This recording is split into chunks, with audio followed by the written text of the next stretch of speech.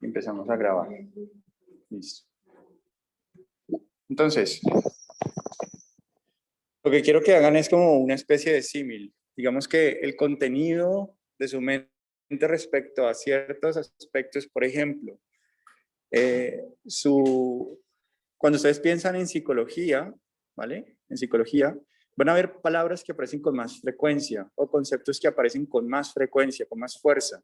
Y otros que de pronto no se entendieron muy bien, que no fueron muy bien explicados o de pronto no los leí o no me parecieron interesantes o no me gustaron, van a estar detrás de todo eso, muy borrados, muy poco visibles, como por ejemplo este. Digamos que uno no le va a prestar como suficiente atención. En ese sentido, lo que vamos a entender el día de hoy es cómo construimos conceptos, cómo generamos categorías, y luego vamos a entender cómo establecemos relaciones entre esos elementos de ese conjunto de categorías. Entonces, todos los seres humanos, sus pacientes, sus compañeros, sus profesores, ¿vale? Todo ser humano, cuando tiene una teoría, cuando nos referimos a que tiene una teoría, nos estamos refiriendo a que contiene un conjunto de conceptos y dentro de esos conceptos tiene organizados esos conceptos por categorías. Entonces, cuando uno pregunta, cuando uno hace la pregunta por, profe, ¿eso es esquizofrenia? ¿Vale? Estaríamos relacionando que hay elementos que están pasando en la vida o elementos que vimos en una película o algo que dijo alguien, que decimos, eso que acaba de decir pertenece a el concepto esquizofrenia. Y entonces el profesor a veces dice, pertenece a la categoría de la psicosis. Tendríamos que entender a cuál de ellas pertenece. Pero, de fondo, lo que no se nos puede olvidar a todos es que en esa construcción de conocimiento nos encontramos absolutamente todos. Y por lo tanto, nuestra labor muchas veces es tratar de entender cuál es la teoría que tiene nuestro paciente sobre lo que le está aquejando. Es decir, que un paciente que viene a consulta porque su novia lo dejó y se quiere morir, ¿vale? Es que me quiero matar. Nuestra labor en últimas es entender un poco la teoría que tiene sobre las relaciones de pareja, sobre lo que significa ser hombre dentro de una relación de pareja y sobre todo las rupturas, las terminaciones, los duelos, el volver a empezar, ¿vale? Porque no estaríamos hablando de la misma teoría. O sea, no significa que porque yo sepa, porque yo lo viví, o porque yo lo leí, o porque ya me terminaron y yo sobreviví, que sepa absolutamente todos los distintos matices o todas las diferentes teorías construidas sobre ser pareja y terminar con alguien, ¿vale? Entonces, eso es vital que nosotros de entrada lo empecemos a notar. Muy bien, ahora vamos a la pizarra y entonces empecemos ya con el asunto de contestar a la pregunta por cómo construimos conceptos. ¿Listo? Entonces, cuando yo a ustedes les digo,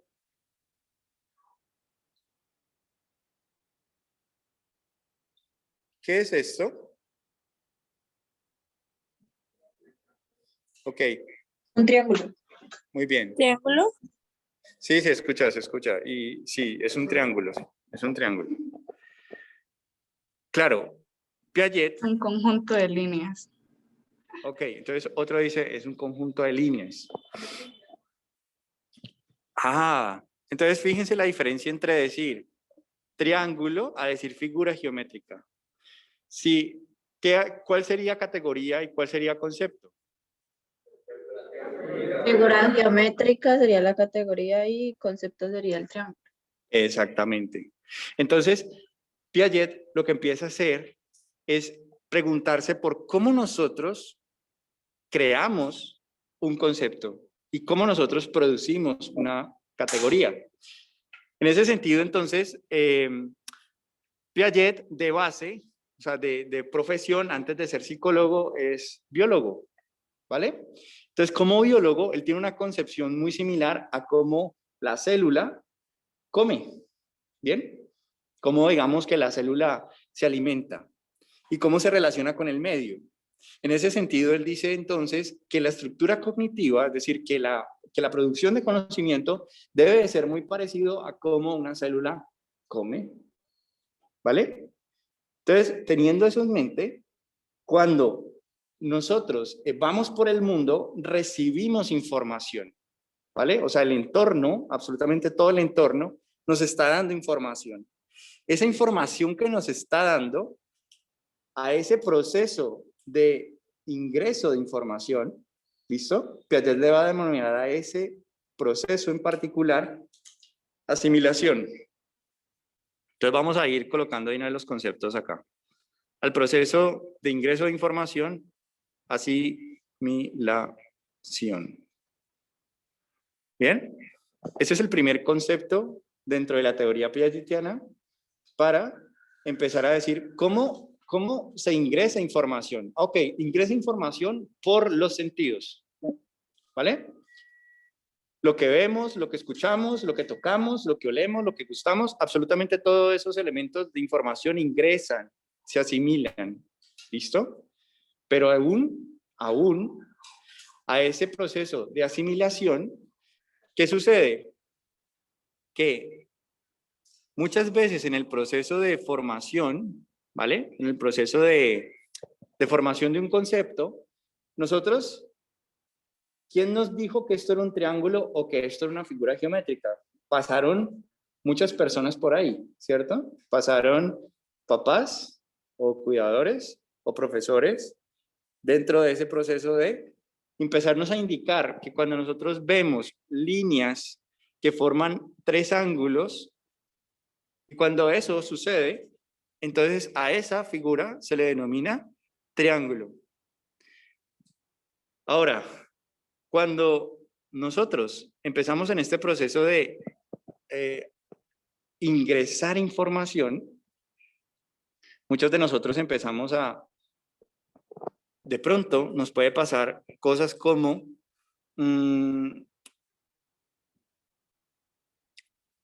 esto versus esto. Y entonces, ¿es un 6 o un 9? Y entonces, dependiendo, ¿no?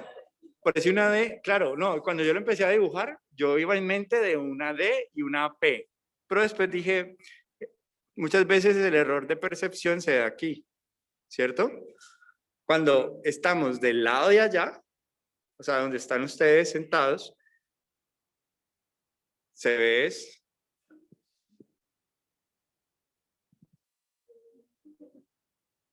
bueno, más bien, más bien, claro, más bien, muchas veces la interpretación que nosotros le damos depende muchas veces de la posición en la que nos encontramos. Entonces, algunas personas pelean, ¿vale? Pelean porque lo están viendo desde posiciones diferentes, como el vaso medio lleno o medio vacío. Entonces, para usted este vaso está medio lleno o medio vacío. Y para algunos está medio lleno y para otros está medio vacío. Pero este estudio de formación de conceptos, ¿vale? De ingreso de conceptos de información, se le denomina asimilación. Entonces, ¿qué empezamos nosotros a hacer? Empezamos a ingresar información, ¿listo? Y esa información que empieza a ingresar, empezamos a decir, bueno, ¿esto a qué se me parece? ¿No? ¿A qué se me parece esto? Entonces algunos dijeron D, otros dijeron, o todos dijeron D, yo creo que sí, todos dijeron D. Yo dije 6 o 9, ¿pero por qué? Porque lo estoy viendo desde mi perspectiva, ¿no? Ahora, ¿cómo sabíamos todos, más allá de que sea el profesor, ¿no? Que esto en realidad era una D, porque muchas veces nos han dicho que una bolita y un palito hacia arriba y a la derecha de la bolita es una D aquí y en cualquier parte del mundo. Siempre nos han dicho eso. Por lo tanto, profe, así usted diga que esto es un 6, así usted diga que eso es un 9, así diga que la percepción, usted desde donde la está viendo, no importa. Todos definimos. Entonces, la formación de conceptos, en últimas, nos previene de la relatividad de la vida. Como que el mundo según Pirri, o el mundo según X o Y o Z persona. Profe, hay que tener en cuenta también, pues, en qué lo estamos viendo, porque, pues, por ejemplo, si estamos en escritura y un niño, pues, así, o sea, por ejemplo, yo que trabajo con niños, un niño hace esa misma figura en matemáticas, entonces ya sabemos que está intentando hacer un 6, pero si lo hace en español, pues sabemos que intenta hacer una D. Entonces, pues, depende en qué concepto lo estemos viendo, en qué contexto, perdón. El contexto. Bien, el contexto, claro. O sea, te adelantaste más o menos finalizando la clase, pero así es, así es. Es decir, todo elemento para nosotros poderlo interpretar tiene un contexto. En eso se basa muchas veces el lenguaje y por eso cometemos tantos errores cuando nos comunicamos por vías sociales en WhatsApp, porque no tenemos contexto. No tenemos contexto. Entonces, si la persona olvidó ponerle una coma, por ejemplo, no, él quería decir no, coma, te quiero, pero olvidó ponerle la coma. Entonces, ¿cómo lo leo yo? No te quiero. ¿Cómo así que no me quieres? ¿Bien? Entonces, por eso los emoticones, pienso que los emoticones lo que tratan de dar un poco es información de contexto que está ausente, porque no me puedes ver respecto a cómo me estoy sintiendo. Entonces yo busco comunicarte cómo me siento. Dentro de este elemento, entonces, la asimilación sería ingreso de información y a medida que nosotros vamos ingresando información, ¿listo? Empezamos a ver que hay información que se parece, ¿vale? ¿Vale? ¿Eso qué significa? Información que se parece. Por ejemplo, ¿qué pasaría si yo hiciera una cosa así? Este trazo que acabo de hacer ahí. Eso técnicamente se le denomina garabato. O sea, que uno dice, toca hacer, o sea, toca a partir de ahí lo que digamos está válido. Válido, eso puede ser cualquier cosa.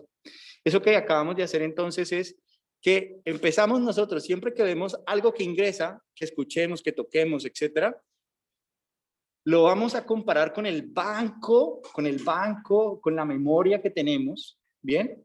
Respecto a esa nueva información. Y entonces vamos a decir, eso que acaba de ingresar no tiene un concepto formado. Es decir, no pertenece a ninguno de los conceptos que yo tengo. ¿Vale? ¿No puede ser una categoría de trabajo? Entonces, ¿qué empieza a hacer el sujeto humano? Ese mismo proceso que acaba de decir el compañero. Producimos o generamos un concepto para aquello que no lo tiene. ¿Vale? Entonces, el proceso de asimilación es un proceso que busca como producto, ¿vale? Esperen, yo voy a cerrar aquí.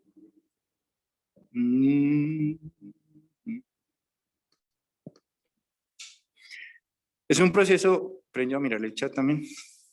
Ah, ya, grabar, listo. Entonces, es un proceso que busca como producto, ¿vale? Que nosotros, al estar asimilando, empezamos entonces a organizar el mundo. Todo el tiempo estamos viendo cosas. Entonces, la primera vez que vemos algo que no hemos visto nunca, al adulto que tengamos al lado le vamos a decir, ¿qué es eso? Y el adulto nos va a decir, perro. ¿Vale? O nos va a decir árbol, o lo que sea. Nos va a empezar a indicar, tan. Entonces nosotros vamos a empezar a organizar el mundo en conceptos. ¿Listo? En conceptos. Entonces, el resultado de la asimilación, ¿listo? Sería la formación de conceptos. El proceso de asimilación termina en formación de conceptos. Yo diría que esto tiene un solo color determinado, que los más ni siquiera esto es rojo, ¿cierto? Y entonces él dijera, sí es rojo, esto es dibujito. Todos, no, esto es rojo. Ujú. Ahí se construye una realidad que carece de asimilación, obviamente, pero usted no podría, digamos, no se siente la presión del grupo o ante la realidad que nosotros planteamos, asimilar una información diferente a lo que uno decir, está bien, es rojo, aún cuando no lo sea, simplemente porque la información que está dando es diferente. Ujú. No, o sea, no es posible o sí depende de. Sí, de hecho, eso que tú estás planteando es, digamos, uno de los experimentos más famosos que hay en psicología social del surgimiento de la violencia, que es el de la cáncer de Stanford, que de hecho ustedes pueden leer al respecto. Y es como yo puedo llegar a un contexto social, ¿vale? Con unos conceptos claramente formados. Por ejemplo, yo no voy a lastimar a nadie, pero la presión social y el rol social en el que me colocan, de soy el guarda que tengo que salvaguardar o mantener el orden, estos presos me están sacando de quicio y como soy el guarda tengo el poder para. Entonces, el concepto que yo tenía sobre paz o el concepto que yo tenía sobre no violencia se actualiza. Es decir, nosotros no nos quedamos estáticos. Una de las características de la cognición es que es completamente dinámica y por lo tanto sería, tenemos patologías, es decir, alteraciones como por ejemplo el trastorno obsesivo compulsivo, es muy rígido en términos de sus conceptos sobre las cosas. Es decir, eso tiene que estar recto, nunca torcido. Si está torcido, entro en crisis. Y otra vez recto. Y no puedo salir hasta que esto no esté como yo lo he visto en mi mente. Pero en este caso del experimento, pues, porque se le asignaron roles a personas X. Pues, yo entendí que eso fue en una universidad y todo. Ajá. Se adaptó como una especie como de sótano, de que Ajá. en la cárcel. Sí. Ustedes van a ser prisioneros y ustedes van a ser los guardas. Buenos días. Eso sucede cuando diría eso. No sucedería todo con el poder, porque básicamente. No, o sea, no creo yo que entre dentro de lo que quiero usted le hace un traje y le da poder por encima de otras personas, como ocurrió en otro experimento, que no tengo el nombre, pero en el que se dirigía a dar descargas a otra persona y que la otra persona se lo ordenaba. Entonces usted le decía, se equivocó, descarga. Y, o sea, si eso hubiese sido real, lo hubiera matado. Pero como pues no fue real, ahí se demuestra pues, que la persona es condicionable por otra figura mayor, ¿no? Que le dice, haga esto. Pero no tanto, digamos, que ahí usted no está viendo nada. Pero en este caso, usted ve que como el rojo, que están sus conocimientos, su experiencia frente a lo que dicen los demás, que pues es bajo del mundo. Sí, digamos, es mucho más sencillo de hacer ese tipo. Por ejemplo, hay un experimento en términos de desarrollo del lenguaje en donde en vez de decirle la palabra que nombra un objeto, por ejemplo, ¿qué es esto? Celular. No se trabaja de esa manera, sino que se presentan objetos con formas muy diferentes y se hace mucho énfasis sobre la forma y se le nombra de una determinada manera. Y cada vez que se presenta el objeto, entonces si el objeto tiene un círculo y además un hueco, entonces se le hace énfasis sobre, fíjate, círculo, se repite el nombre, supongamos que eso sea GRU, GRU y metemos algo para que se vea qué pasa, GRU, y luego se presentan un conjunto de elementos y se le pide a la persona, pásame GRU, perfectamente, pasa GRU, porque fue formado el concepto. ¿Eso qué significa? Que si nosotros nos vamos a culturas donde nunca ha estado presente el maltrato a la mujer y nosotros llegamos desde nuestra cultura allá y decimos, ¿ustedes cómo manejan el maltrato a la mujer? Van a mirar como, pero esa introducción, y si nosotros socializamos, a veces se empieza a presentar maltrato en la mujer cuando antes no se estaba presentando. ¿Por qué? Porque se introdujo una manera de ver el mundo que nosotros antes no teníamos. Entonces, tú puedes a una persona decirle esto es rojo o esto es blanco, ¿vale? Si yo sé que eso no es rojo ni blanco porque ya está formado, ahí vamos a hablar de las variaciones individuales. Hay personas que son más susceptibles a la presión social. Es decir, que ante la mirada del otro dicen, está bien, es rojo. Pero hay otros que dicen, no, no es rojo. ¿Y qué? Es de tal forma o tal otra, ¿vale? El asunto es que primero entendamos que todos nosotros formamos conceptos a través del ingreso de información.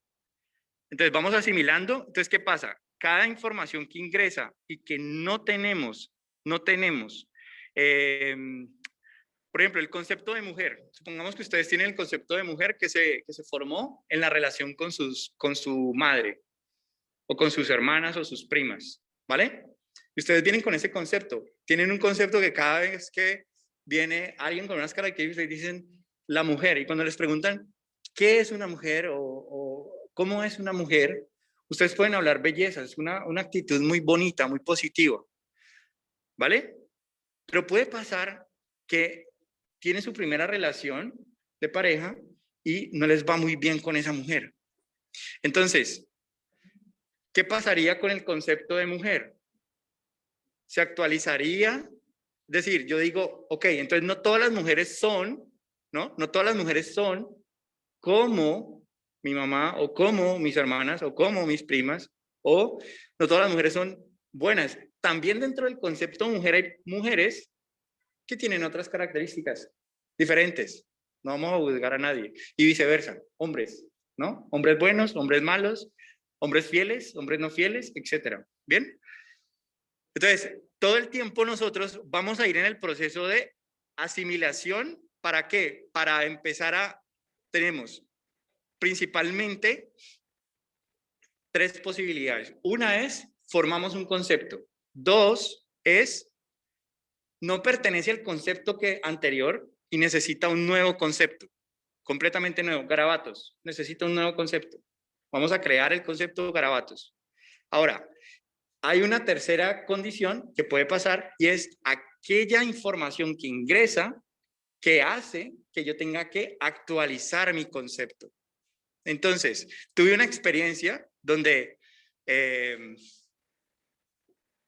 por ejemplo, lo que ustedes saben sobre psicología, concepto de psicología, a medida que ustedes van transitando por la universidad, ese concepto debería de cambiar de primer semestre a 10º semestre y debería continuar cambiando en su práctica profesional. Es decir, esto yo no sabía que el psicólogo o que esto también era psicología. ¿Bien? Entonces, esas 3 condiciones de crear un concepto o actualizar un concepto o crear un nuevo concepto, todas ellas ingresan dentro del concepto asimilación. Entonces, el proceso de asimilación, ¿vale? Como producto es crear conceptos. Y esto es muy útil porque nosotros, si solo formáramos conceptos, entonces si fuéramos a ir a leer algo, por ejemplo, a la biblioteca, no empezaríamos libro por libro, no empezaríamos a leernos toda la biblioteca. Nosotros vamos con una categoría.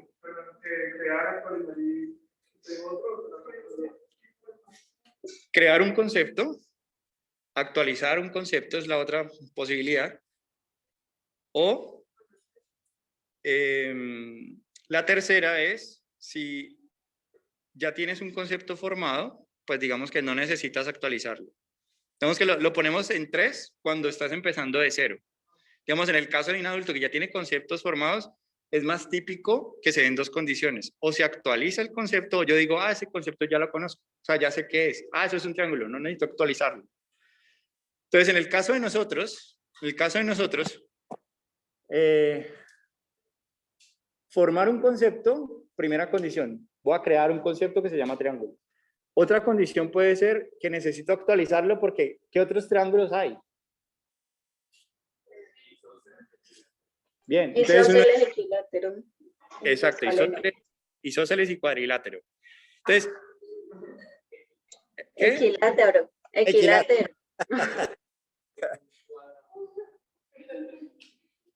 Vale, vení que yo necesito dibujarlo. ¿Cómo es el equilátero? ¿De todos los lados iguales? Sería un cuadrado, ¿cierto? Entonces, pues entonces el equilátero, o sea, yo me acuerdo que había uno que era como, bueno, lo hice muy mal, pero era como así. Bueno, entonces aquí ustedes se fijan, fíjense que también los conceptos y la calidad de los conceptos, ¿vale? Dependen de su uso. ¿Por qué? Porque el canal de parto, ¿bien? El canal de parto, ustedes cuando nosotros, todos nacimos por una restricción biológica que es pasar por ese canal de parto.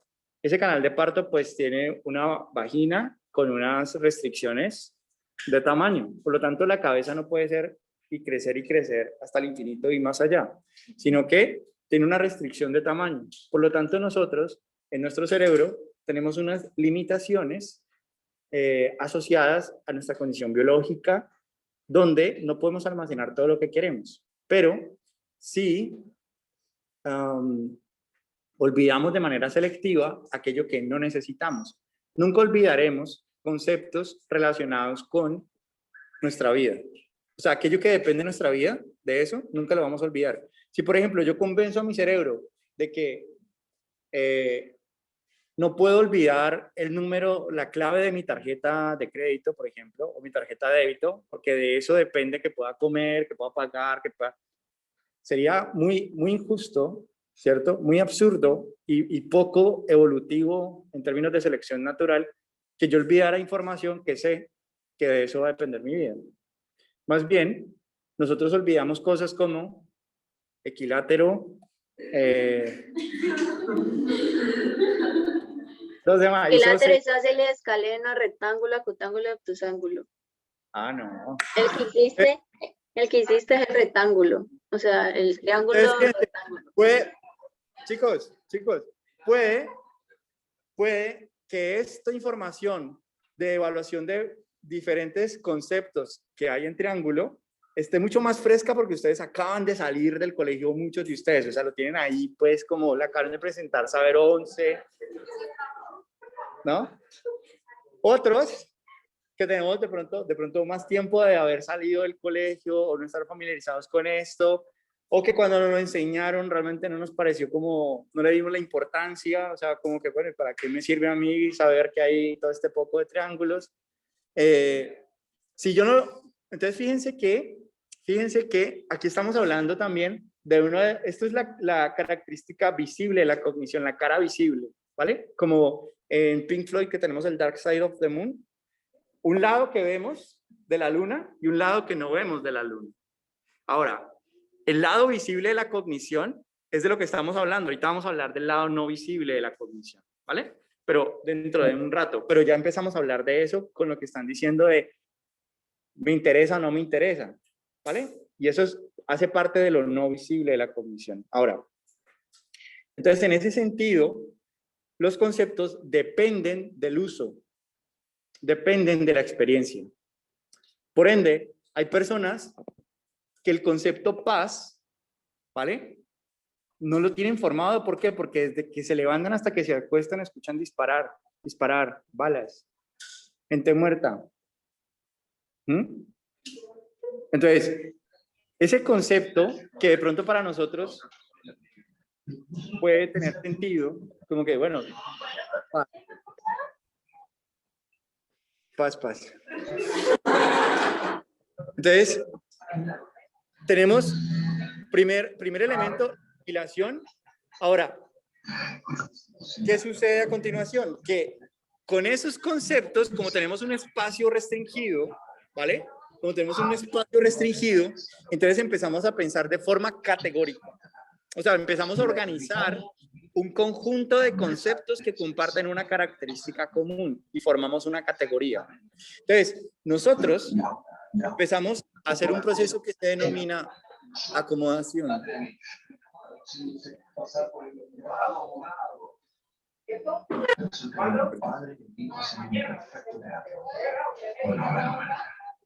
En últimos casos,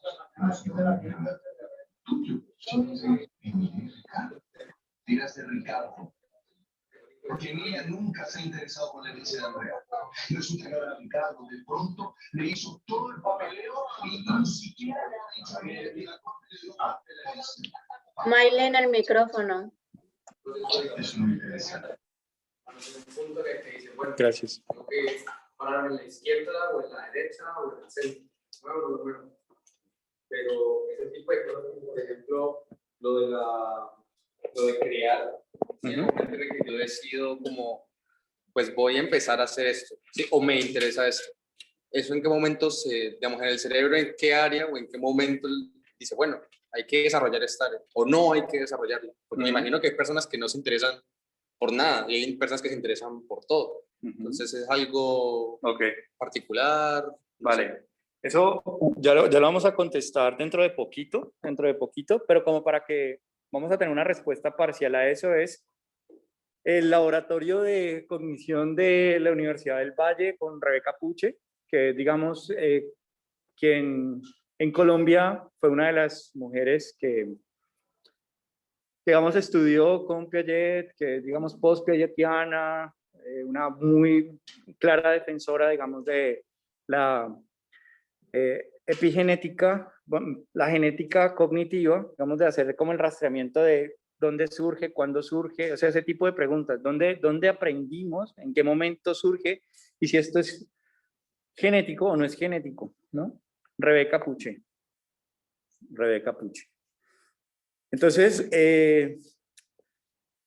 ella pues ella digamos que es consultora del Ministerio de Educación, o fue consultora del Ministerio de Educación en su momento, y hay unos textos de ella donde se plantea las herramientas científicas en los niños pequeños. Es decir, que la categorización, la formulación de hipótesis, la formulación de inferencias, la planificación, todas ellas es como si tuviéramos literalmente o naciéramos con una caja de herramientas cognitivas. Vienen con nosotros. Es decir, todos nacemos. Cuando ustedes ven un niño, miren a un niño como si fuera un científico. O sea, es un niño que formula hipótesis, es un niño que planea, es un niño que organiza la información, la categoriza, ¿vale? Entonces, cuando ustedes lo ven jugando, que empieza a decir, bueno, la vaca va aquí, y los pollitos van acá, y los paticos van allá, y así sucesivamente, pues ustedes dicen, categorización, ¿vale? Está haciendo un proceso de organización de la información. Llegó la hora de dormir, entonces los paticos se guardan dentro de, ¿cómo se llama la casita de los paticos? ¿No? Eso tiene un nombre, un concepto, pero como yo no soy... No, normalmente gallinero, bueno.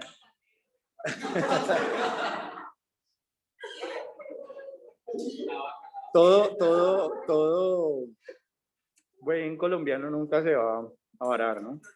Entonces, tenemos, vamos a mirar que el desarrollo, digamos, de intereses por ciertos conceptos o interesarme porque formar conceptos con buena calidad y formar categorías con buenos límites exige a nivel cognitivo. Es decir, toca pensar, toca planearlo, toca definirlo, toca escribirlo, toca borrar y toca volver a hacer, y toca ponerlo a funcionar, gracias. Entonces, fíjense. Entonces, ¿qué sucede? Que cuando nosotros estamos hablando de un concepto, ¿vale? Cuando estamos hablando de un concepto, nosotros inmediatamente a ese concepto ya de entrada lo estamos ubicando dentro de una categoría. Por lo tanto, cuando empezamos a hacer acomodación, organización de conceptos, depuración incluso dentro de los conceptos ustedes pueden tener dentro de ustedes algo así como conceptos que me importan o clases que me importan, clases que no me importan, ¿vale? Y ustedes ya de entrada dicen, si tengo X tiempo, ¿vale? Mi tiempo se lo va a destinar y entonces abren la carpeta, la categoría de clases que me importan. ¿Qué tengo para las clases que me importan? Ah, listo, esto. Te voy a leer sobre esto. ¿Vale? Entonces, el proceso de acomodación es como resultado, lo que da sería la formación de categorías en últimas. Por lo tanto, nosotros vamos por el mundo desde las categorías, no desde los conceptos. ¿Por qué? Porque es mucho más óptimo en términos cognitivos. Imagínense si fuéramos por el mundo sobre conceptos y no sobre categorías. cuando vamos a ver un programa de televisión, prendemos el televisión, ponemos Netflix, concepto por concepto sería empezar a ver uno por uno, a ver qué quiero ver. Y realmente nosotros no hacemos eso. Ustedes dicen, me quiero reír, comedia, terror, porque estamos aquí con mi novio y terror, o lo que sea. No, no sé, decir algo, o acción, o lo que sea. Entonces el asunto es que vamos pensando categóricamente. Lo mismo cuando vamos a cine. Digamos que no tenemos que entonces decir, yo me vi el corto de King Kong contra Godzilla para saber, no, yo quiero ver acción o no lo quiero ver, me gusta más, ¿vale? Entonces, en las librerías, ustedes ven que dice literatura universal, y dentro de literatura universal están todos los conceptos, es decir, cada libro que pertenece a la categoría literatura universal. A veces uno dice, pero ¿por qué psicología está al lado de ángeles, de espiritualidad? No sé si lo han notado. ¿Sí? Nosotros, en las librerías, estamos al lado de asuntos esotéricos, ¿no? Un poco místicos, pero sí, mágicos. O sea, cuando uno dice una película, no pasaría el concepto de la categoría sería película. No. Digamos que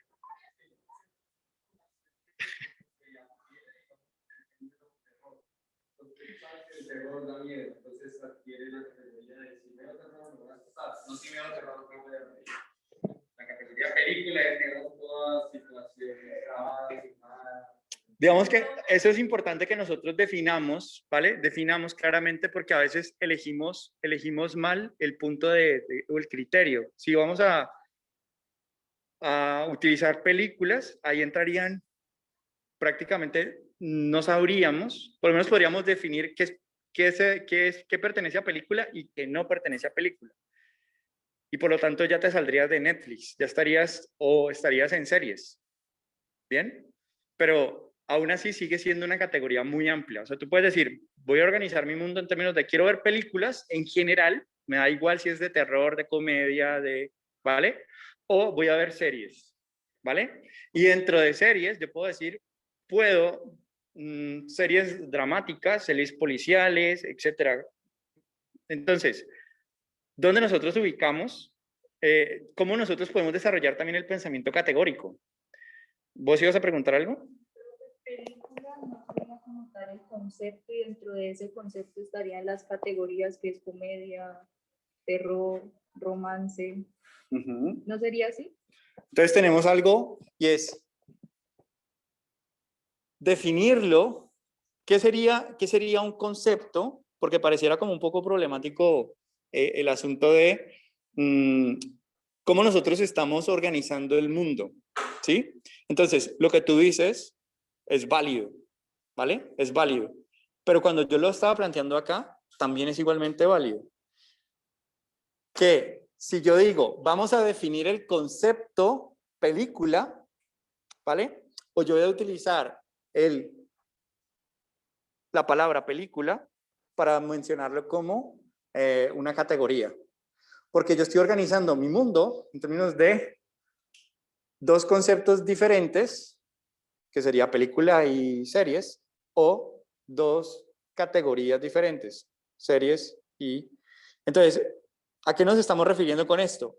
Que la categoría como punto, digamos, de diferenciación con los conceptos es que permite incluir dentro de sí misma un conjunto de conceptos. Por ejemplo, triángulo con un rectángulo, ¿vale? Un triángulo con un rectángulo más un círculo, ¿vale? Más algunas líneas, uno podría decir, profe, eso es una casita, ¿no? Que normalmente hacemos ese tipo de dibujos. Ahora, yo puedo con el concepto, con la categoría figuras geométricas, ¿sí? Con la categoría de figuras geométricas, construir una nueva categoría, que puede ser lugares para vivir, ¿sí? Que sería coger conceptos que hay dentro de la categoría figuras geométricas, armarlos de forma distinta y empezar entonces a colocar un edificio que sería un rectángulo, ¿no? Y dentro del rectángulo pongo cuadraditos pequeños, entonces son las ventanitas, y pongo un pequeño rectángulo que sería la puertica, y un pequeño circulito para la chapa, Entonces, entonces, ¿qué sucede? ¿Qué sucede? No, genial, genial, porque es que eso es lo que uno necesita, ¿no? Que uno le ayude a encontrar las palabras que necesita. Entonces, visto así, las categorías son mucho más abstractas, ¿vale? Que los conceptos. ¿Por qué? Porque normalmente, cuando estamos evaluando, por ejemplo, el desarrollo intelectual, es decir, el CI, el coeficiente intelectual es una medida de inteligencia. Se utiliza entonces para decir, ¿tiene trastorno del desarrollo intelectual? ¿Sí o no? ¿Bien? Y si lo tiene, significa entonces que es incapaz de formar categorías. Le cuesta muchísimo formar categorías. Está muy concreto. Concreto se refiere entonces que cuando yo les digo, ¿en qué se parece una manzana y un banano? Entonces ustedes dirían, ustedes que no tienen deterioro, muy bien, frutas de una, ¿vale? Las personas que tienen deterioro normalmente se van a fijar en, o lo ponen en términos concretos o en términos funcionales. ¿Concreto qué sería? Comida. Comida, que sirven para comer, ambos se comen. Eso es más funcional, ¿sí? Que crecen en los árboles, ¿vale? Es algo que nosotros podemos ver. Es decir, son características que pertenecen a los conceptos. Si comparáramos un gato y un ratón, ¿vale? La categoría sería mamíferos o animales, ¿vale? ¿Listo? Ahora, ¿qué pasaría? ¿Qué pasaría? ¿Qué sería más apropiado? Animales. ¿Sí? Pues porque animales, pues de ahí se desprende otra clase de animales. Digamos que el concepto que todos tenemos más frecuentemente sería animal. Ajá. Ya de ahí se deduce que es familia. Ok, pero entonces, fíjense que esa es nuestra tarea cuando estamos evaluando. Nuestra tarea consiste un poco en identificar en qué nivel de abstracción se encuentra la persona. ¿Puntuaría mejor una persona que es más precisa o una persona que respondería de forma más genérica? Normalmente se le va a dar más puntuación al que es más preciso que a la persona que es más genérica. No con ello diciendo que esté mal decir o contestar animales o esté mal decir contestar mamíferos. Por ahora, lo que nos interesa a nosotros es que las personas que no pueden procesar de forma abstracta, es decir, generar categorías, lo que van a hacer, les cuesta acomodar dos conceptos entre sí, que son ratón y, ¿qué dije? Gato. Y gato, y se van a quedar en los conceptos y compararlos desde allí. Es decir, ambos tienen 4 patas. Ambos tienen 2 orejas. Son grises. Yo he visto 2 grises. ¿Sí? Ese tipo de cosas. ¿Listo? ¿Ok? Entonces, o funcionalmente hablando, viven en casas.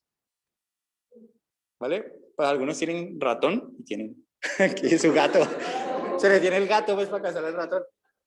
¿No? Entonces, vale, entonces hasta ahora lo que hemos dicho es que esta es la cara visible, ¿vale? La cara visible de la cognición. Asimilación y acomodación. ¿Por qué? ¿Qué hacen los profesores cuando los evalúan? Evalúan cómo la información que ustedes leyeron o la información que se dio en clase terminó siendo un concepto. Y evaluamos entonces el concepto. Concepto, teoría de la mente. Concepto, altruismo, ¿vale? Entonces, visto desde esta perspectiva, no, paréntesis, hoy hay una charla en YouTube, por si quieren asistir, ya se los envío por el grupo a todos, es de del nodo de psicología de la salud. Entonces me toca presentar a la persona que va a pues, que va a hacer la charla y pueden hacer las preguntas que quieran, yo es sobre cuidados paliativos y cáncer. Bien, bueno, es psicóloga y bueno, yo igual tengo que presentarla, entonces los que van pues escuchan quién es. Mediodía, 12. Sí. Entonces, cara visible de la cognición, ¿listo? Cara visible de la cognición, ¿qué es lo que vemos de la cognición? Ah, ¿se formó el concepto bien o se formó mal? ¿Qué vemos de la cognición? ¿Se formó bien la categoría o se formó mal? Por ejemplo, que yo confundiera y dijera que el triángulo pertenece a una categoría diferente a la de las figuras geométricas. Ahí yo estaría equivocado en la formación de una categoría. Que yo dijera, por ejemplo, que la depresión pertenece no a los estados de ánimo, a trastorno del estado del ánimo, sino que lo ubico en una categoría diferente. O que yo diga que la dislexia es un problema la dislexia como imposibilidad para leer es un problema emocional del estado del ánimo, ¿vale? Estoy confundiendo categorías, ¿vale? Entonces nosotros, toda nuestra cognición a nivel visible, a este proceso como tal de formación de categorías y formación de conceptos, ¿listo? Piaget le denominó un proceso de organización. ¿Bien? Organización. ¿Listo? En ese orden de ideas, organizar, ¿listo? Organizar es que yo finalmente, el mundo tenga sentido para mí. Entonces, organizo el mundo a través de conceptos y a través de categorías. ¿Cómo nos comunicamos con los demás? Yo puedo estar hablando en este momento de un gato que en este momento no está aquí. Pero todos compartimos el concepto de gato. Puede que el tuyo sea blanco, el mío negro, pero todos tienen por lo menos características. Todos sabemos que el gato hace miau, pues. Y que además de eso, entonces, profe, el mío no hace miau. Puede pasar, puede pasar.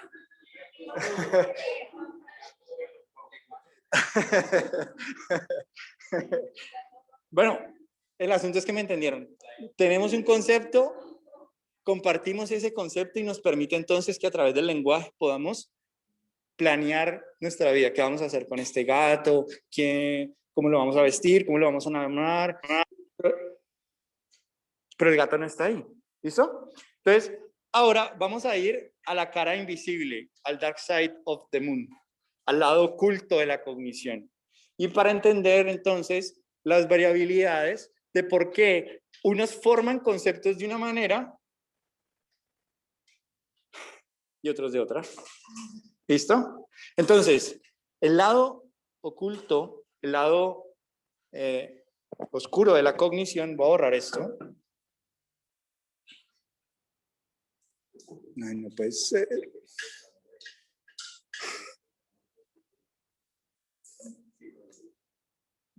Fin.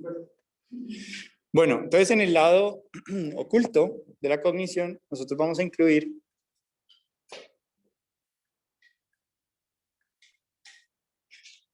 aquí vamos a incluir 4 elementos, ¿vale? Los voy a listar acá. Gestalt. Y los voy a explicar. Los voy a explicar en un momento. Gestalt.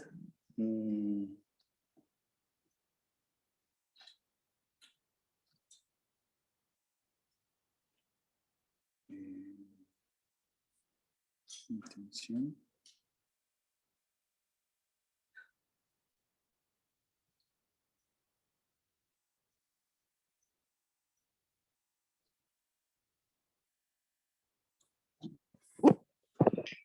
Bueno, estos son los 4 elementos que tenemos que reconocer dentro de la cara invisible de la cognición, ¿vale? Entonces vamos a empezar por el primero, que es el interés. El interés es lo que nosotros popularmente conocemos como motivación. ¿Eso qué significa? Que si a mí me interesa, si a mí me motiva, ¿vale? Si a mí me interesa, me motiva yo voy a formar un concepto, tengo más probabilidad de formar un concepto u otro. Vamos a ver un ejemplo. Si nosotros estamos como psicólogos en una institución educativa, estamos haciendo una charla, estamos todos los estudiantes que están aquí y estamos haciendo un taller sobre orientación vocacional, es decir, qué carrera vamos a elegir cuando salgamos del colegio. Y resulta que empezamos a encontrarnos con que empieza uno de los estudiantes a decir, pues, psicóloga, o psicólogo, yo me di cuenta que viniendo para acá me encontré, hay muchas droguerías, hay muchos hospitales, hay muchas clínicas y demás, ambulancias, viniendo para acá. O sea, yo vivo en un entorno donde hay muchos elementos así.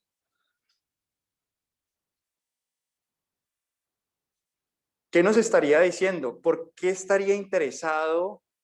¿En qué tipo de profesiones estaría interesado? No diría, seguramente, o enfermería. Cualquiera en la salud va a ir bien, va a ir bien. ¿Podríamos profundizar mucho más? Sí.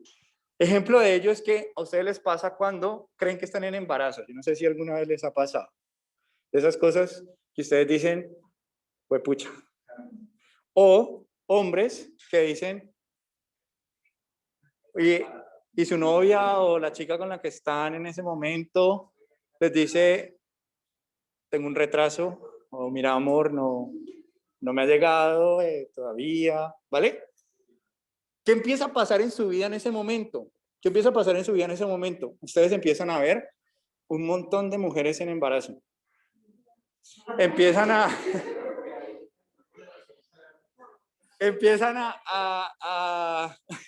escuchar que Juanita, que Pepita, que mira que ese chico embarazó a yo no sé quién, ¿no?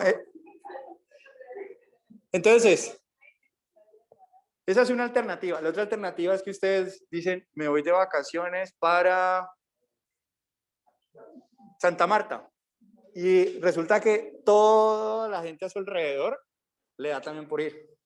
Empieza usted a escuchar que van para Santa Marta, o que Santa Marta, empiezan a verlo por toda parte.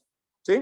Entonces, ¿qué empieza a suceder? Que nosotros, ¿vale? Nosotros, como ahora nos interesa, es decir, puedo yo ser padre en este momento, ¿vale? Puedo yo estar en este momento en embarazo. Entonces, como ahora me interesa, los conceptos de mujer gestante, ropa de bebé, ¿bien? Todo ese tipo de elementos, nosotros ahora ya los empezamos a asimilar, o sea, los empezamos a ver, pero siempre han estado ahí, solo que eso no es conmigo, no me interesa. Pero ahora que me interesa, yo ya los empiezo a asimilar, los empiezo a notar.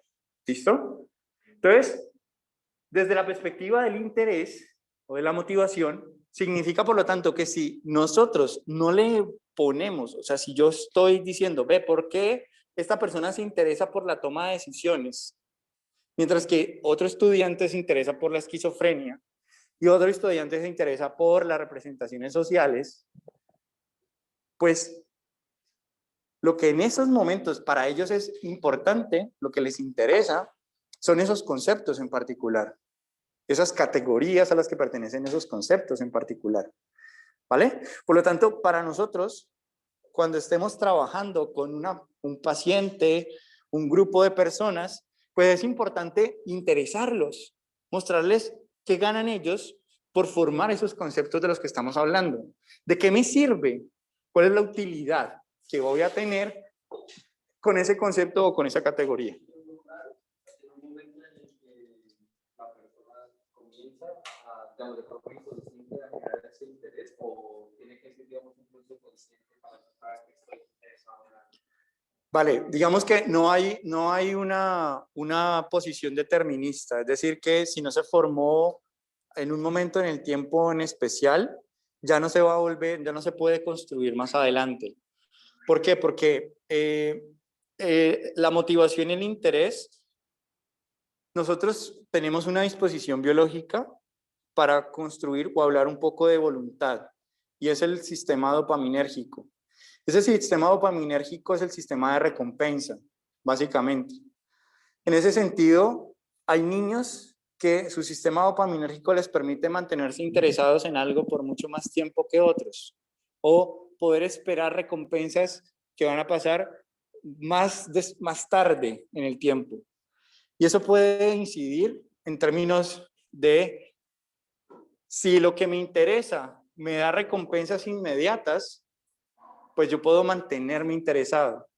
Pero si yo tengo una disposición biológica que no me permite esperar, que yo quiero la recompensa inmediata, voy a buscar elementos de interés que estén más como en el sentido de, o sea, la ciencia, por ejemplo, donde ustedes esperan 5 años para obtener una recompensa que es graduarse, tomarse la foto, profe, venga la foto, ¿sí?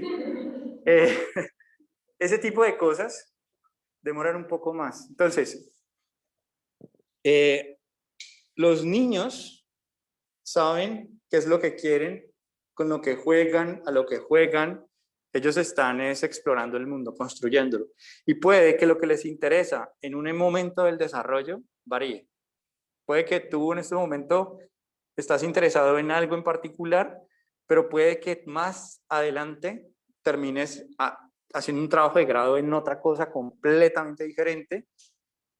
Quizás ni siquiera porque te haya dejado de gustar, sino por las circunstancias de tiempo, de lugar, de quiero salir de esto ya porque tengo poco tiempo, soy papá. Pero el asunto, ¿cuál es? Que puede pasar, en el fondo, todos nosotros, cuando nos interesamos por algo, nos interesamos porque sabemos lo que ganamos con eso. Es decir, ¿para qué lo tenemos? ¿Para qué lo usamos? ¿Para qué lo utilizamos?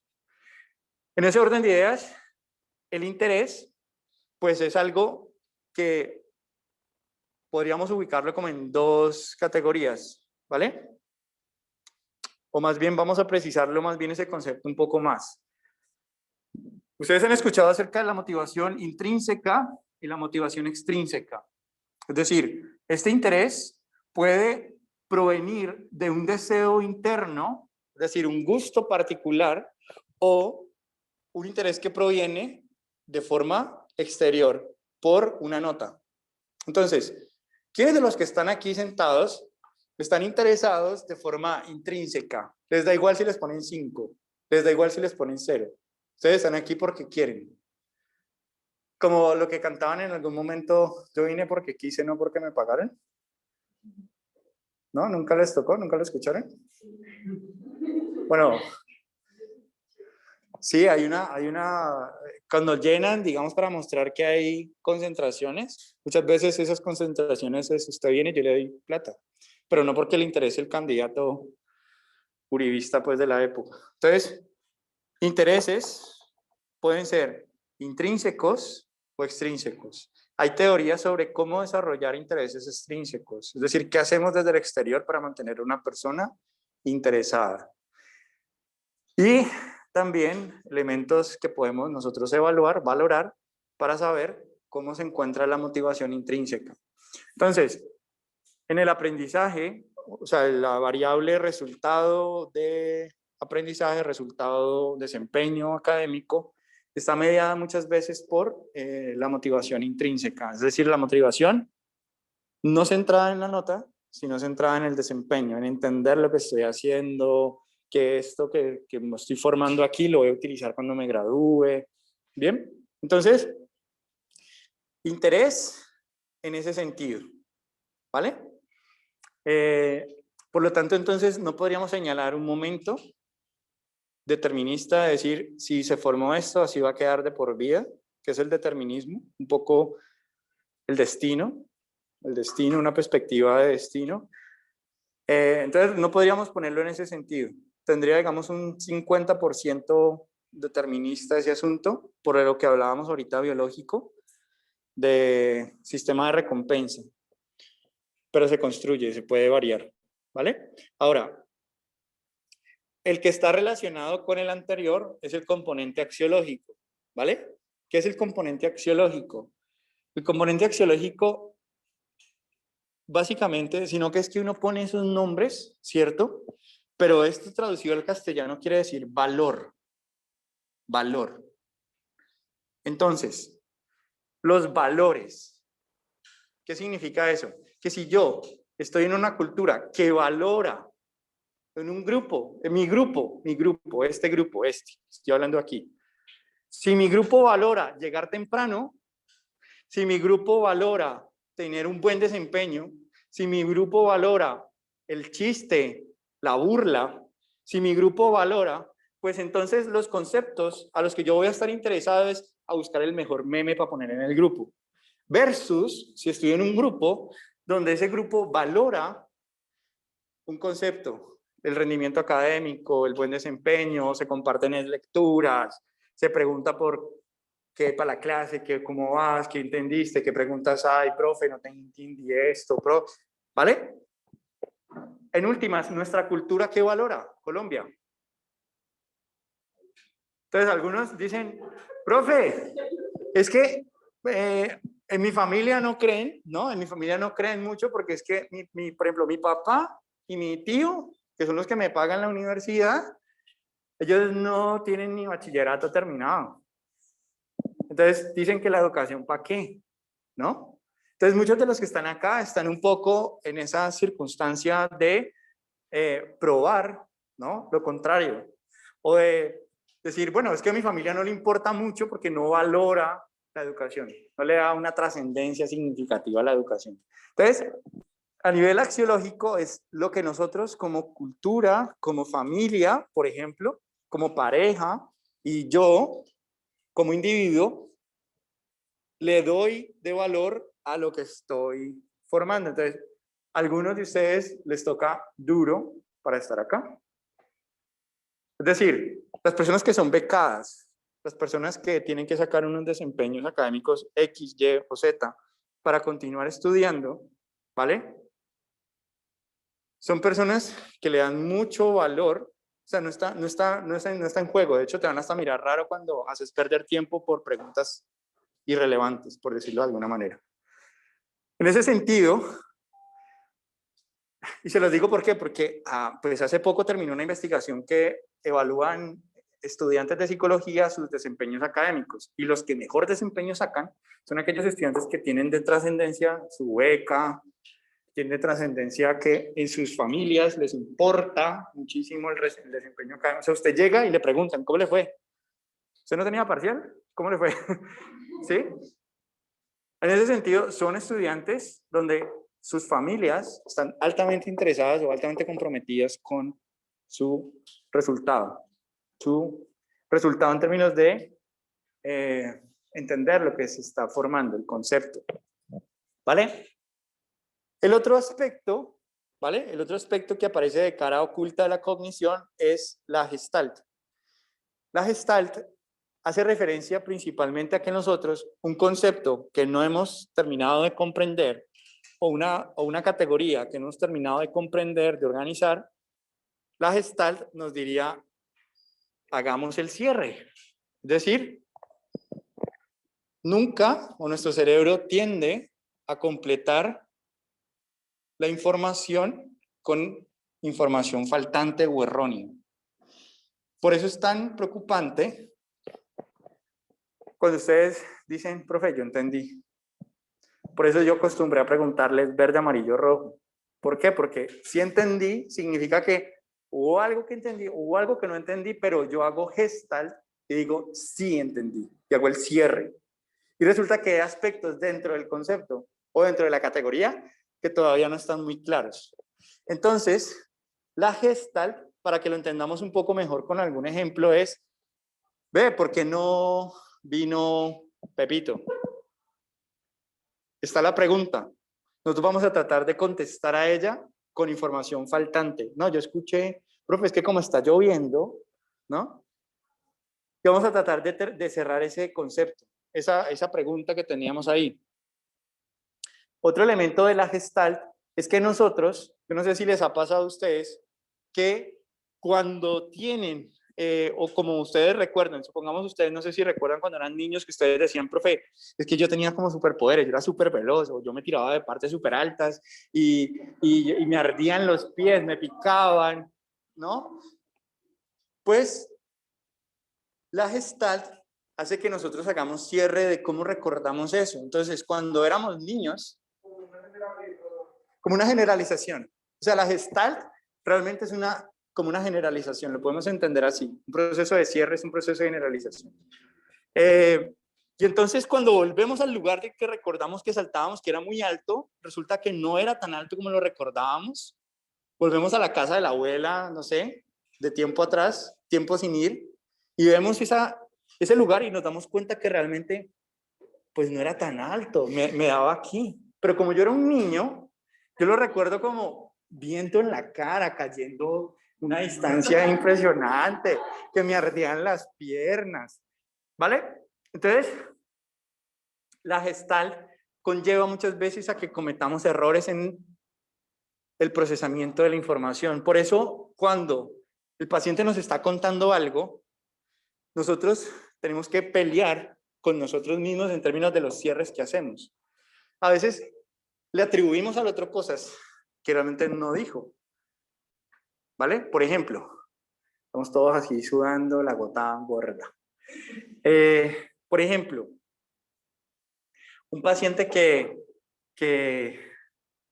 dice que tuvo un conflicto con su pareja. Y ustedes, a ese conflicto con su pareja, ustedes dicen, como les falta información y no preguntaron, dicen, no, pues conflicto, eso fue golpe, eso fue violencia. Es que él la gritó, o él le pegó, o él hizo algo indebido, como un abuso o cosas así. Y lo único que dijo la paciente fue que tuvo un conflicto, ¿vale? Ahora, otro elemento también importante con la Gestalt es cuando mujeres que están en embarazo en la universidad y empiezan a dejar de ir a la universidad, ¿vale?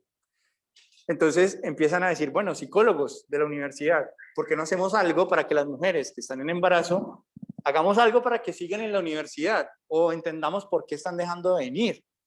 Y entonces cuando se le preguntan a los niños, ¿no? De esas mujeres, normalmente la Gestalt que hacen esos niños, esas generalizaciones que hacen, es decir, por ejemplo, yo veo a mi mamá que normalmente las clases son en las noches, normalmente pues los que son papás, mamás, trabajan de noche, jornada nocturna.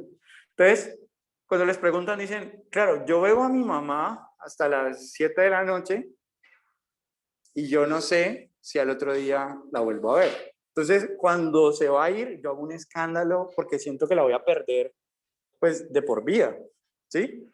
Y si además de eso le sumamos a que no esté bien iluminado, que el sector sea un poco tenebroso, pues yo podría decir terror universidad. Por más que el psicólogo haya dicho, ve, ¿por qué no llevas a tu hijo? Le explicas que así como tú vas al colegio, la mamá también va a ir a estudiar, pues lleva a tu hijo para que conozca, pues el niño cuando va con la mamá ve es el asunto oscuro, mal cuidado, tarde de la noche, y termina entonces haciendo un cierre, pues equivocado, pero es su cierre, ¿vale? Es decir, la universidad igual a monstruo que se come mi mamá, o sea, yo la veo que entra y no vuelve, ¿sí?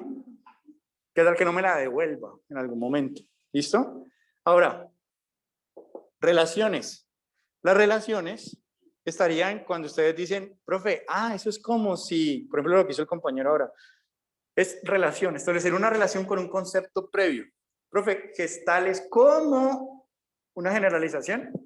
Eso que acaba de hacer él es relación. Entonces nosotros nos la pasamos haciendo relaciones. Profe, o sea, relaciones como, ¿a qué concepto se les parece?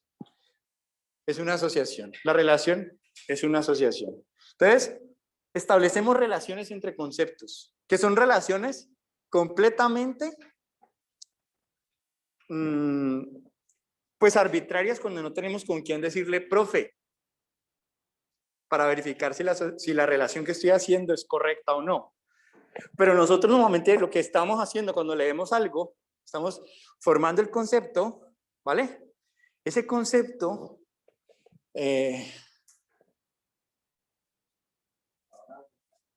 sí, estoy sudando impresionante, pero no, me parece es que pues bueno, ya el hecho es que estamos acá compartiendo este calor. Sí. O también. No, mantengo con ustedes los que están acá sudando también. Miren, entonces, ya que tenemos esto que sería lo oculto, ¿vale? Lo oculto de la cognición, lo que no vemos, pues básicamente la labor para nosotros sería incluirlo dentro de nuestros procesos de análisis. O sea, una persona que tiene un concepto mal formado o una categoría distorsionada, quizás la explicación la encontremos dentro de estos elementos que no vemos. Por lo tanto, podríamos preguntarle por cuáles son sus intereses, qué es lo que le gusta, para con lo que le gusta, entonces formar el concepto de una mejor manera. Que te cuente en sus palabras qué es lo que entiende por ese concepto. ¿Sí? Es decir, si te estoy entendiendo bien, lo que me quieres decir es, ¿por qué? Porque con eso yo no me estoy basando en la generalización que hago, en la gestal que estoy haciendo mía, sino que me ocupo del concepto del otro. ¿Vale? Entonces, por eso los psicólogos devolvemos mucho. Vení, si te estoy entendiendo, lo que me quieres decir es esto. ¿Vale? ¿Para qué? Para que desde esta perspectiva nosotros podamos tener una oportunidad para poder intervenir. Porque finalmente los problemas muchas veces radican es en la representación que tenemos de ese problema. Entonces, a veces algunos de ustedes han visto memes, mensajes donde les colocan cosas como el problema, si tú eres más grande que el problema, o si el problema es más grande que tú. Entonces, ¿cuál es la labor? Hacerte más grande que el problema. Pero si yo no tengo los recursos para hacerme más grande que ese problema, pues el camino para entender por qué una persona está más pequeña o más grande estaría en este sentido relacionado. ¿Vale? Hasta ahí, verde, amarillo o rojo. ¿Verde? ¿Y los virtuales cómo están? Verde. Verde, listo. Sí, verde, profe. ¿Ves? Verde, profe. Ajá. Tenemos que evaluar dentro de una serie de parámetros que está la relación entre interés y la axiología.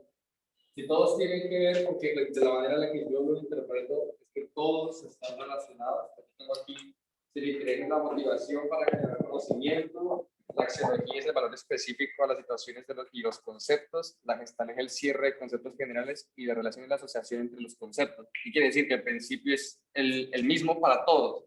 Usted recibe información, basándose en esa información construye una idea, y pues de esa idea, si usted está, digamos, en edades tempranas, como el niño de la universidad y tal, eso se desarrolla después en su adultez, ¿no? O en su adolescencia. Se examina desde un solo punto de vista o yo tengo que hacer como que, no sé, para la axiología, esta prueba, para la gestal, esta prueba, o si yo le pregunto a usted, ¿cuál es su interés? Como dice Sara, ¿no? No, que esto. Ah, bueno, ¿y a usted qué lo llevó a generar ese interés? Así, usted que conoce esas cosas. Solo con, si, solo con eso, como dice ella, si se va pasando, o hay algo específico que usted diga, bueno, no sé, abracadabra, y dice, entonces él dice todo eso, o uno examina todas estas variables. Sí, digamos que nuestra labor, yo por eso me estoy aproximando con el celular, ¿no? Es para que los que están virtual puedan escuchar las preguntas de los compañeros y que no se vea como un mundo paralelo y alternativo, ¿no? Que ustedes están preguntando una cosa y discutiendo ustedes allá y nosotros acá en otra. Entonces, escucharon la pregunta del compañero. Básicamente, tenemos que decir que nuestra labor como psicólogos está en... Estas son herramientas para nosotros, ¿vale? Es decir, la teoría piagetiana es una teoría que se le denomina la teoría del nous. Nous quiere decir conocimiento o de la lógica.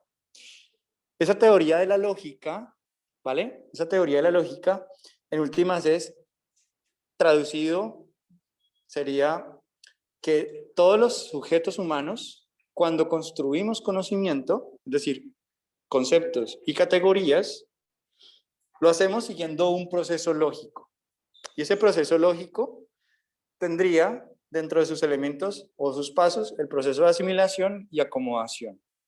Y que las variabilidades que se puedan observar, ¿vale?, son basadas en elementos subjetivos que parten de la persona, que sería la forma en que la persona hace el cierre, la forma en que la persona establece relaciones, la persona se interesa o no se interesa, y el valor que le da a eso. Ahora, ¿dónde entramos nosotros? Nosotros podemos primero preguntar o entender el concepto, saber desde dónde lo está planteando, para él qué significa eso que le está diciendo, ¿vale? Para posteriormente entonces nosotros empezar a construir nuestra representación sobre este paciente. Y en ese sentido entonces decir, ¿qué es lo que yo tendría que empezar a trabajar con él? Si yo pudiera entonces decirle, vale, vamos a trabajar desde los intereses para poder actualizar el concepto, para poder precisarlo o no. Entonces se da en una entrevista, principalmente, se pueden utilizar elementos complementarios como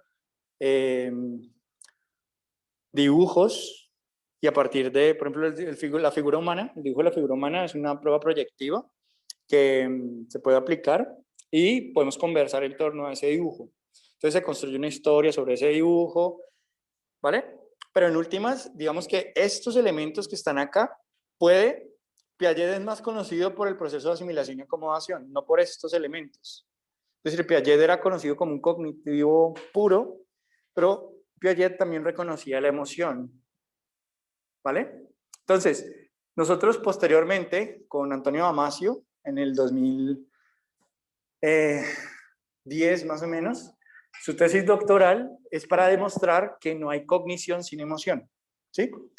Pero digamos que Piaget, en los inicios de los 1930, 50, estaba planteando todo esto, ¿sí? Ahora, ¿qué sigue a continuación? ¿Qué sigue a continuación?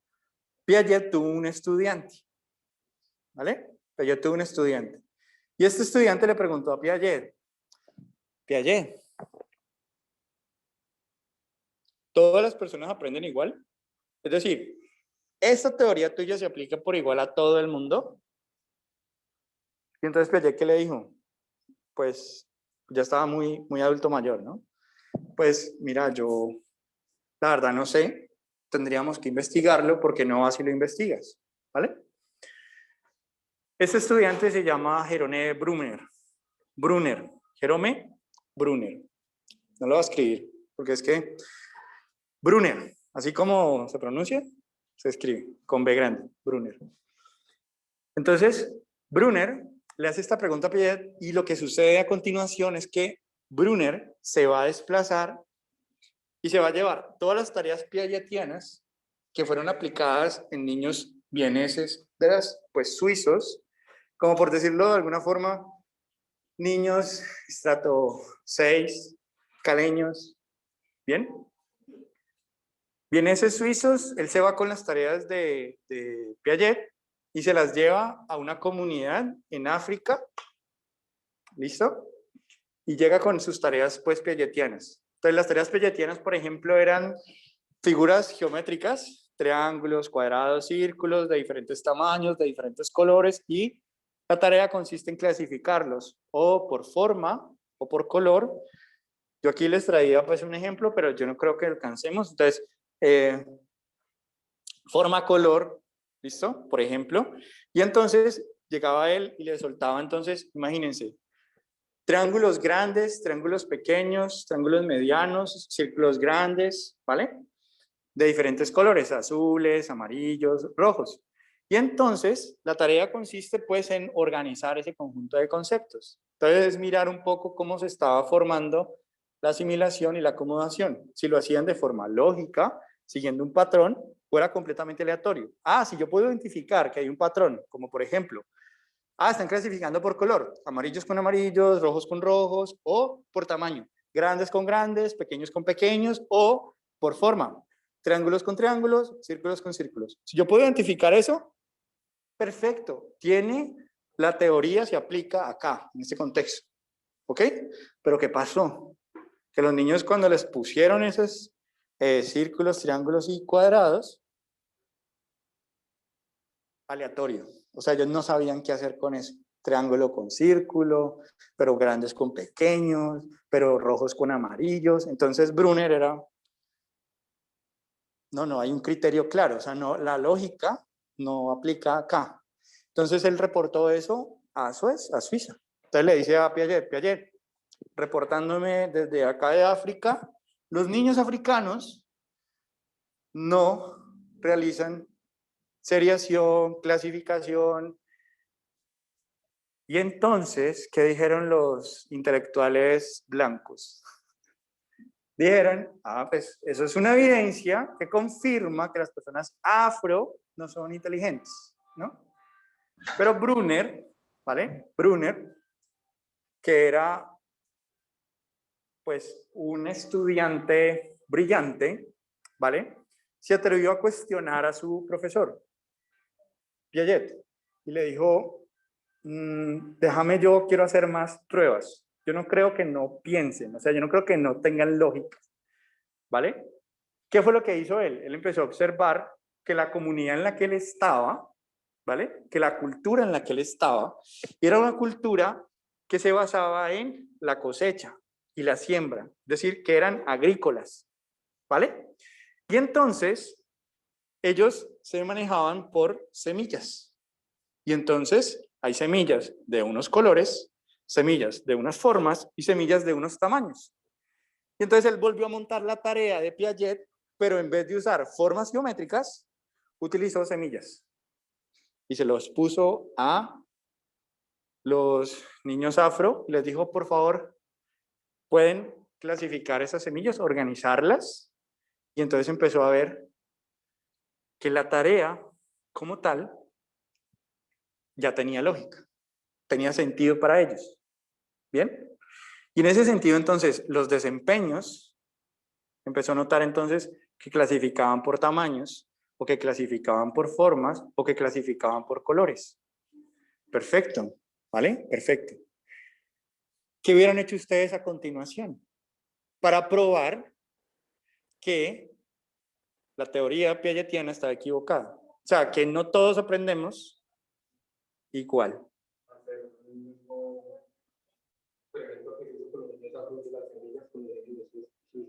Perfecto, así fue. Entonces, Brunner cogió las semillas y se fue para Suecia con los niños vieneses y les puso a clasificar semillas. Y pasó exactamente lo mismo que pasó en África, que no había una lógica. ¿Listo?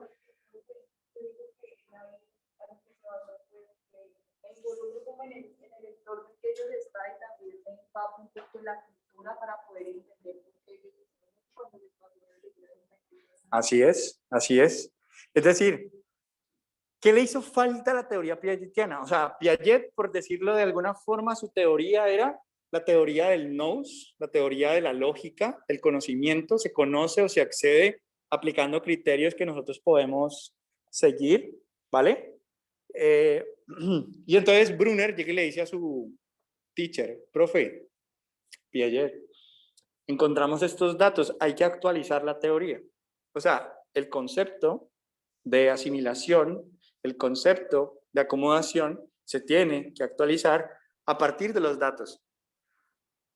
¿Qué dijo Piaget? No, mi teoría es perfecta, es perfecta.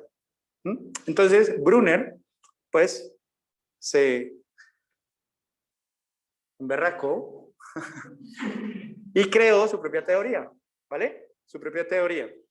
La teoría de Brunner es la teoría de la metis, o de los mitos, las creencias y la cultura. El papel que tiene la creencia, el papel que tiene la cultura, ¿vale? Los mitos culturales en el proceso de conocimiento. Entonces, Brunner, con esa teoría, él básicamente entonces, ¿qué es lo que le va a agregar a la perspectiva piagetiana? Todos, o sea, eso es innegable, todos hacemos el proceso de asimilación y acomodación, pero hacemos ese proceso de asimilación y acomodación dependiendo altamente de mi contexto cultural. Es decir, que yo no voy a formar un concepto si en mi cultura ese concepto no existe. Por decir algo, la distancia más corta entre un punto A y un punto B, normalmente se ha dicho que es una línea recta, ¿vale? Pero la física cuántica actualmente ha dicho que no, que realmente no es una línea recta. ¿Bien? Nosotros acá no estamos haciendo ¿qué? Pues física cuántica, no estamos estudiando eso, pero lo que les quiero señalar es que hay una cultura, ¿vale? Que está en la región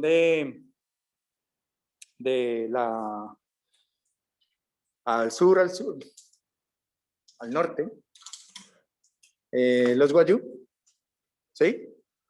Los Wayuu, ellos tienen la firme creencia de que entre más espacio se recorre, ¿vale? Entre más espacio físico en esta vida se recorre, más espacio espiritual o más tiempo espiritual tengo con mis seres queridos cuando yo ya no esté vivo, ¿vale?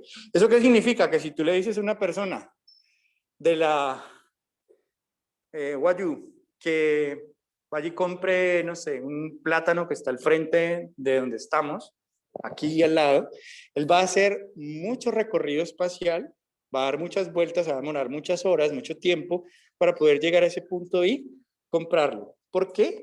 Porque la creencia que tiene él es que entre más recorre con su cuerpo, más tiempo tiene cuando ya haya muerto para estar con sus seres queridos. Por lo tanto, entre más vueltas dé, mejor.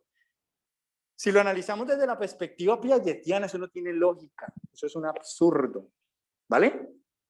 Pero desde la teoría de Brunner, tiene todo el sentido del mundo, ¿vale? Entonces, la teoría piagetiana es una teoría de la cognición. La teoría de Brunner es una teoría de la cognición cultural, ¿vale? Entonces, la cognición cultural, representantes de la cognición cultural, encontramos a Brunner a nivel occidental, más típicamente, y a Vygotsky como también otro representante de la cognición cultural. Y entonces aquí empiezan a aparecer Vygotsky. A ver si se lo escribo acá. Se los voy a escribir porque...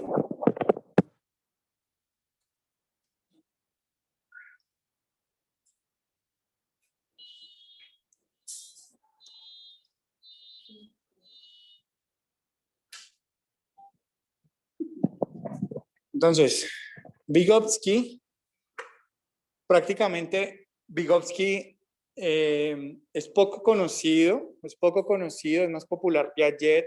¿Por qué? Porque Piaget no tuvo ninguna censura, no tuvo ningún muro, no tuvo nada pues que lo estuviera restringiendo, apenas se cae el muro y sale toda su producción científica, pues resulta que Vygotsky estaba diciendo lo que Piaget estaba diciendo, pero con las observaciones incluidas de Brunner en términos de cómo funciona la cognición, ¿vale?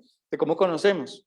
En ese sentido, entonces, la perspectiva cultural, Vygotsky-Brunner, nos da unos insumos importantes para entender también cómo formamos conocimiento y el papel que tienen los demás en ese conocimiento.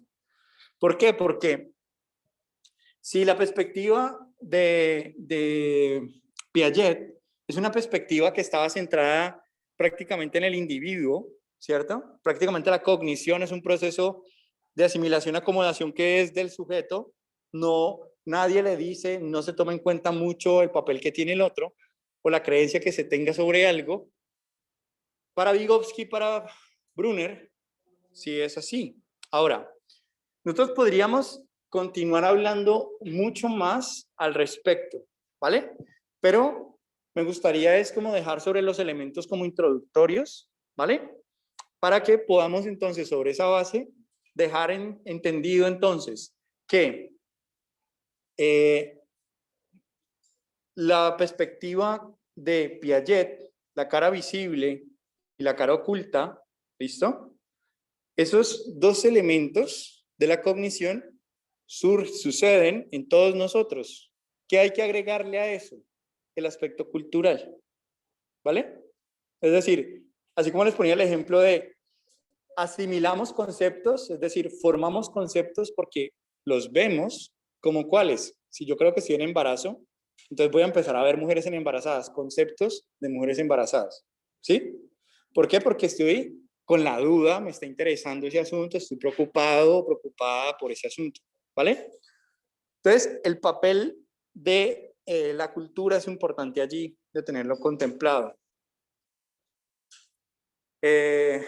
Otro aspecto importante también que tenemos que considerar es el aspecto relacionado con cuál es el lugar que le vamos a dar al otro. Y entonces, visto desde la perspectiva cultural, sea vygotsquiana o sea browniana, nosotros, vamos a ponerlo en estos términos, todos, absolutamente todos nosotros, cuando nos relacionamos con los demás, siempre hay una persona que hace de experta y una persona que hace de aprendiz. O sea, hay alguien más capaz que yo, ¿vale? Por ejemplo, yo nazco, no tengo el lenguaje completamente desarrollado. Nazco diciendo o cualquier cosa así, pero no tengo un desarrollo del lenguaje. Hay un representante experto. ¿Quién es ese representante experto? Normalmente es el cuidador, es el que habla perfectamente y no me habla también con gruñidos o con balbuceos, me habla correctamente. Entonces, la perspectiva vygotsquiana nos ubica en dos aspectos importantes. Uno, que el desarrollo, ¿vale? El desarrollo psicológico, el desarrollo de nosotros a nivel cognitivo, es un desarrollo que va de afuera para adentro.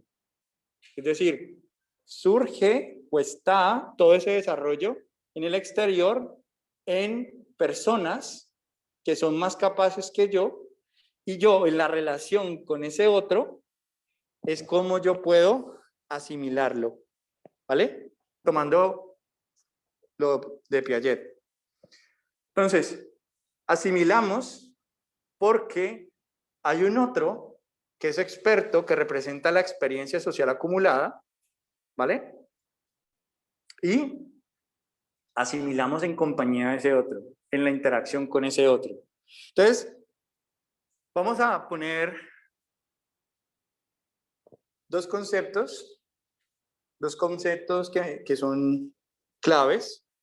El primero de ellos es, bueno, vamos a poner cuatro conceptos. Y de ahí nos vamos a ir a las variaciones individuales. Entonces, a los que les interese leer sobre cognición cultural, bien, pueden leer a Bárbara Rogoff, a Vygotsky directamente o a Brunner. Brunner tiene un texto que se llama La educación puerta de la cultura, que es, digamos, donde materializa su teoría. Entonces, a ver, entonces tenemos Vygotsky, Rogoff, Bárbara y Brunner. ¿Vale? Creo que, no sé si Brunner es con doble N o con una N, no me acuerdo bien.